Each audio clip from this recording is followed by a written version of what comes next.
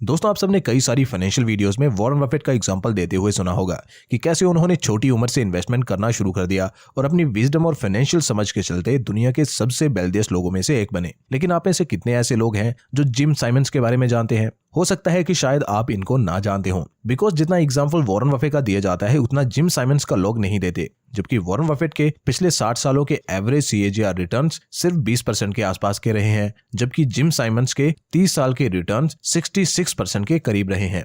और 66% के compounded returns का मतलब है कि अगर जिम साइमंड्स इतने ही रिटर्न्स वॉरेन बफेट जितने सालों तक यानी 60 सालों तक लेते रहेंगे तो उनकी नेटवर्थ इतनी हो जाएगी, जिनको वर्ड्स में कैसे प्रोनाउंस करना है मुझे तो ये भी नहीं पता।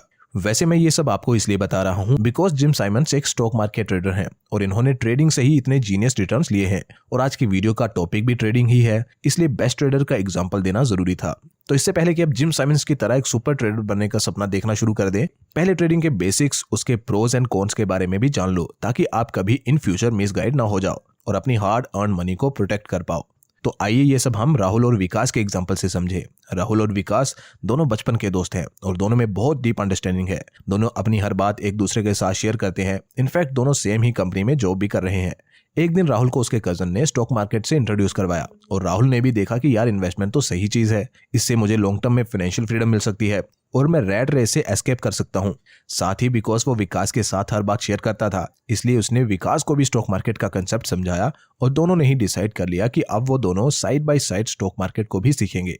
शुरू में दोनों ने ही थोड़े थोड़े पैसे ब्लू चिप स्टॉक्स में इन्वेस्ट करना चालू किया, लेकिन जैसे जैसे वो दोनों स्टॉक मार्केट में डीप जाते गए, नॉलेज गेन करते गए, तो दोनों की स्ट्रेटजीज चेंज होती गई। राहुल थोड़ा कम रिस्क लेना पसंद करता था और साथ ही वो वॉरेन बफेट, राकेश झुनझुनवाला जैसे वैल्यू इन्वेस्टर्स को अपना आइडियल मानता था, इसलिए उसने लॉन्ग टर्म इन्वेस्टिंग का रास्ता चुना। उसने सिंपल स्ट्रेटजी बनाई कि वो एक बजट रेडी करेगा, फिर कोशिश करेगा कि वो मैक्सिमम सेव करे और उन्हें लॉन्ग टर्म के लिए फंडामेंटली स्ट्रॉन्ग शेयर्स में इन्वेस्ट करे।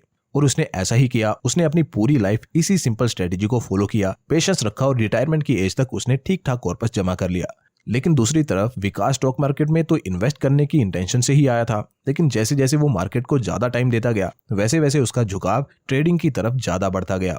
विकास ने ट्रेडिंग में अपना सिक्का आजमाना चाहा, लेकिन ऐसा नहीं कि वो बस ट्रेडिंग के एक्स्ट्रा ऑर्डिनरी रिटर्न से ही अट्रैक्ट हुआ था, बल्कि वो उसके कॉन्सिक्वेंसेस को भी समझता था। इसलिए उसने ट्रेडिंग को सीखा, रिस्क मैनेजमेंट को समझा और डेली इंप्रूव करता गया। स्टिल उसको शुरू में काफी लॉसेस हुए, जो कि हमेशा एक न्यूबी ट्रेडर को फेस करना ही पड़ते हैं। लेकिन आफ्टर फ्यू इयर्स उसकी ट्रेडिंग स्ट्रेटजी इंप्रूव होती गई, उसकी रिस्क मैनेजमेंट भी स्ट्रांग होती गई and now he is earning a living out of trading. अब वो गुजारे लायक इनकम ट्रेडिंग से कर लेता है और उन्हीं में से कुछ पैसे सेव करके लॉन्ग टर्म के लिए इन्वेस्ट भी करता है।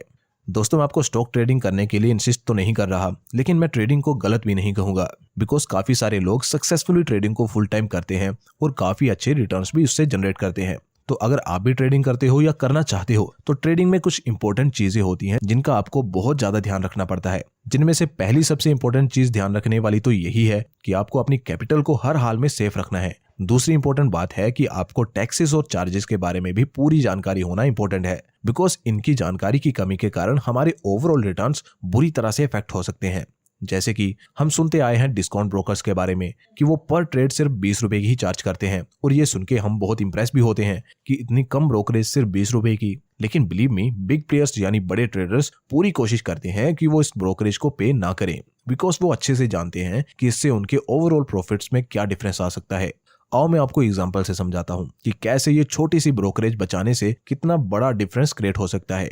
विकास के ही एग्जांपल से मैं आपको समझाने की ट्राई करता हूँ। मान लो कि विकास डेली के 3-4 ट्रेड लेता है और एक महीने में 20 के करीब ट्रेडिंग डेज होते हैं, तो 20x3 यानी एक मंथ में वो कम से कम 60 ट्रेड लेता है। तो अगर वो 20 रुपए की ब्रोकरेज एक ट्रेड पर पे करता है तो एक मंथ में वो 1200 रुपए की ब्रोकरेज ही पे कर देगा, जो कि अगर वो बचा पाता तो ये उसके ओवरऑल प्रॉफिट्स में ही ऐड होते। और काफी बार तो ऐसा होता है कि इसी ब्रोकरेज की वजह से हम लॉस में भी चले जाते हैं। तो अब हम इस ब्रोकरेज को बचा कैसे सकते हैं? तो दोस्तों, कुछ ब्रोकर्स होते हैं जो जीरो ब्रोकरेज की फैसिलिटी प्रोवाइड करते हैं, जिनमें से one of the best broker है M stock by Mirae asset. तो आइए पहले जल्दी से एक बार इनके कैलकुलेटर से ये कैलकुलेशन करके देखते हैं कि हम इनका ऐप यूज करने से कितनी ब्रोकरेज सेव कर सकते हैं। मान लो कि आप डेली के विकास के जितने ही ट्रेड करते हो, यानी कि 3-4 ट्रेड करते हो और ब्रोकरेज पर ट्रेड पे करते हो 20 रुपए की, जो कि अमूमन एक ब्रोकर आपसे चार्ज करता है। तो आप यहाँ क्लियरली देख सकते हो कि एक साल में आप सीधा 19,000 रुपए सेव कर लोगे अगर आप एम स्टॉक को यूज करते हो तो। और ऐसा नहीं है कि M stock zero brokerage charge करता है तो ये अच्छी फैसिलिटी या फीचर्स नहीं देता। ये आपको एक यूजर फ्रेंडली इंटरफेस प्रोवाइड करता है, और एक और जो अच्छी और यूनिक बात है इनके टर्मिनल की कि यहाँ हमें ग्लोबल इंडाइसिस को देखने के लिए किसी अलग साइट या ऐप को ओपन नहीं करना पड़ता। सब कुछ आपको एक ही जगह पे मिल जाता है, यानी एम स्टॉक के टर्मिनल पे ही मिल जाता है। इवन प्री डिजाइन बास्केट्स भी आपको मिल जाती हैं जो कि ऑर्डर प्लेस करने में बहुत हेल्प करते हैं। और तो और न्यूज भी आपको इसी एक डैशबोर्ड पर मिल जाती हैं।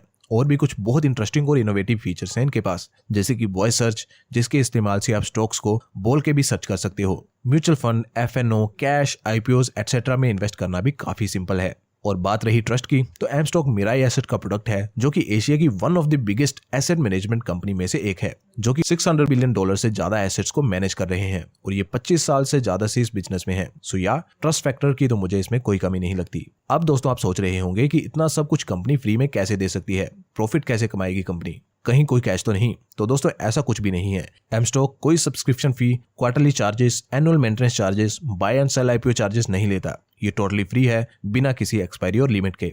बस इनके 2 प्लान्स हैं, जिनमें से हम सिर्फ एक ही प्लान के बारे में बात करेंगे, जो कि है ₹999 वन टाइम का, जिसे पे करने के बाद एम स्टॉक से आप life time across all segment free में ट्रेड और इन्वेस्ट कर पाओगे विदाउट एनी लिमिट। और ये ₹999 जो आप वन टाइम पे करोगे, इसे आप कुछ ही महीनों में रिकवर भी कर लोगे अगर आप एम स्टॉक के जीरो ब्रोकरेज प्लान को यूज करते हो। तो दोस्तों डिस्क्रिप्शन में लिंक है एम स्टॉक का, अभी ऐप को डाउनलोड करो और जीरो ब्रोकरेज प्लान का लुत्फ उठाओ। ऑल्सो दोस्तों एक शॉर्ट डिस्क्लेमर कि चाहे ट्रेडिंग हो या इन्वेस्टिंग, दोनों में ही रिस्क इन्वॉल्व होता है, इसलिए कोई भी डिसीजन लेने से पहले अपनी रिसर्च और एनालिसिस जरूर करें। तो यही कुछ था दोस्तों आज की वीडियो में। होप आपको वीडियो इन्फॉर्मेटिव लगी होगी और आपको कुछ वैल्यू मिली होगी वीडियो से। अगर आपको हमारा कंटेंट पसंद आ रहा है तो आप एप्रिसिएशन के तौर पे वीडियो को लाइक और चैनल को सब्सक्राइब कर सकते हो। Investments in securities markets are subject to market risks. Read all the related documents carefully before investing.